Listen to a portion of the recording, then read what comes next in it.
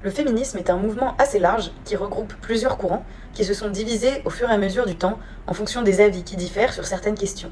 Vers la fin des années 70 et dans les années 80, le sujet de la pornographie, du travail du sexe et plus largement de la sexualité divise les féministes et donne naissance à plusieurs courants. Et le courant radical s'oppose ainsi au courant dit pro-sexe. On observe aussi plus tard un féminisme intersectionnel qui met en lien le sexisme avec d'autres formes d'oppression, ce qui se traduit par des groupes féministes divers dont l'objectif varie.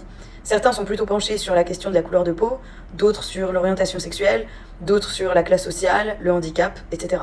Tandis que d'autres groupes s'apparentent plutôt à du féminisme blanc, qui regroupe des femmes de classe sociale plutôt aisée.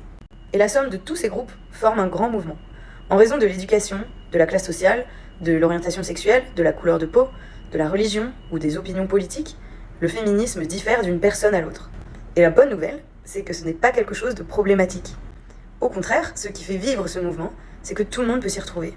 La diversité d'opinions est nécessaire pour maintenir un mouvement équilibré qui ne tombe pas dans les extrêmes. Et des féministes qui ne sont pas d'accord ne sont pas des ennemis et ne doivent pas être présentés comme tels. Pourquoi ? Parce que d'une part, ça alimente les arguments des antiféministes, et d'autre part, ça divise plutôt que de rassembler autour d'un objectif commun. Et vous en pensez quoi de ces différents courants féministes ?